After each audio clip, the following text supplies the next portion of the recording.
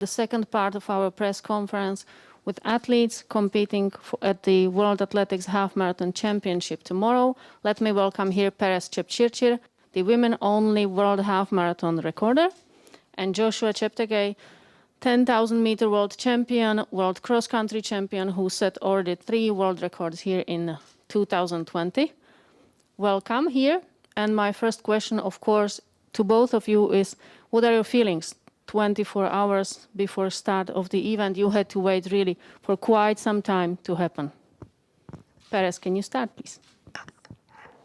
First of all, I can thank you for coming, and also thank God for giving us this life for today. We are in a good health, and I'm feeling good. For these hours that are remaining, I'm feeling good, and I'm ready for the race tomorrow. Thank you very much. Joshua, how do you feel a day before your first half marathon? Well,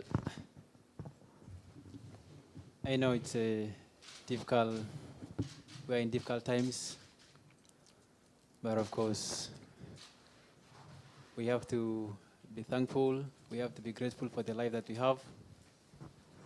And, you know, the sport, of course, is faced with challenges now with COVID, and in the beginning we thought that things were not going to work, but thanks to everyone who has made this event, and I believe it's going to be a fantastic event. Yeah, I feel good and almost fully recovered and ready for the race and my first debut. Yeah. Have you already seen the course, both of you, or tested? Or how do you think the loops will affect the race? No, we have not yet seen the course. Yeah. Joshua, you have seen the course. This morning I did a kind of small jogging on the course. And yeah, it's a good one and also a tough one. Like sometimes you have the hill, the slope, so for me it's not a problem. I think I will enjoy. Okay. A question for Perez. 4 years ago, you became the world half marathon champion in Cardiff. Immediately after the end of the event, you described the day as the best day of your life. What has changed in this couple of years, except of you being the world record holder for the moment? Yeah, I can say that God have done many things to me after Cardiff. After Cardiff in 2016, I came 2017, I ran world record that exists for 1 month. After that, God also blessed me with a daughter. I have my daughter Natalia. She's turning 3 years old this month, 28. Then after that, last month, God has done big things to me. In Prague, I ran the only women world record. So God have done many to me this year. Joshua, question for you. This year, I already mentioned it, that this year you already smashed 3 world records, but you have never run a half marathon. Your longest road event was for 10 miles in Netherlands in 2018. So why do you want to run the half marathon? And how was your practice since Valencia last week? Well, thank you. Of course, it's been my dream to, you know, make a debut at the half marathon. But it was already in plan last year to do the half marathon, of course, as a leading preparation towards the Olympic Games. But then, of course, we thought that me and my coach, and of course, Global Sports Communication, we sat down and we said the World Half was, of course, the best preparation towards the Olympic Games. But we were kind of faced with adversity, of course, with COVID, and there was a twist of events, and you know, things changed. And of course, later, of course, we sat down and we got the other option of running in the Diamond Leagues and trying to attack a couple of world records, which I think I've achieved in that. And I've been training well, of course, for my track events like the 5,000 meters the 10,000 meters on the track. But yet another obstacle which I'm here to face is the half marathon. And I know it has come just a few days after the world record.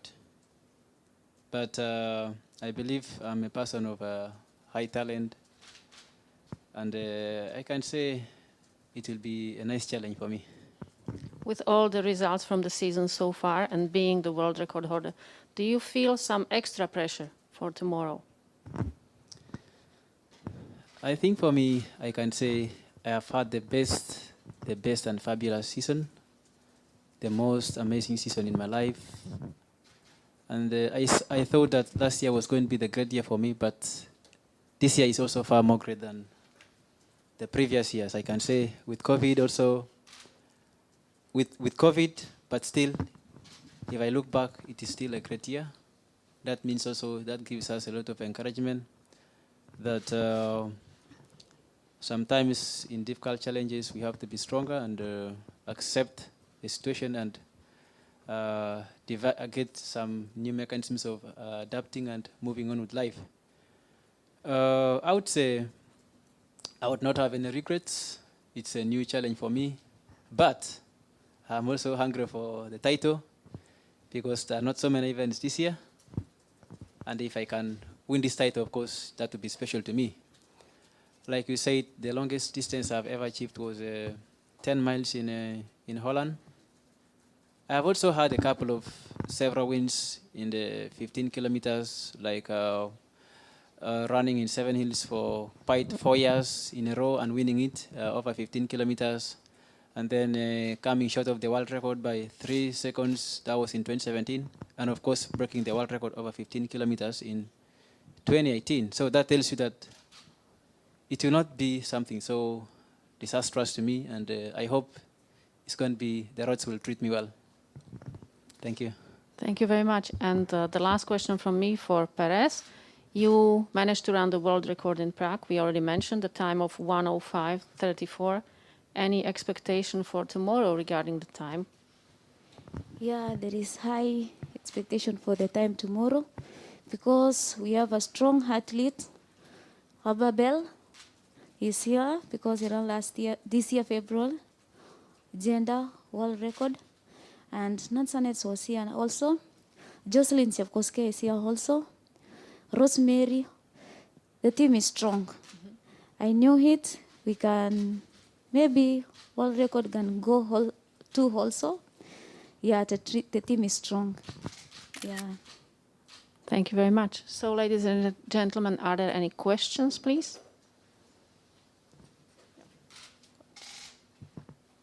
A question for Joshua. I'm just quoting from an article in a Kenyan newspaper last week, and Bernard Ngeno Jepchirchir was interviewed, and he said that Ethiopians are our only threat here. And he also said, when asked about the Ugandan challenge, he said, Cheptegei and his colleagues are more track athletes than road racers. We shall teach him a few tips in road racing.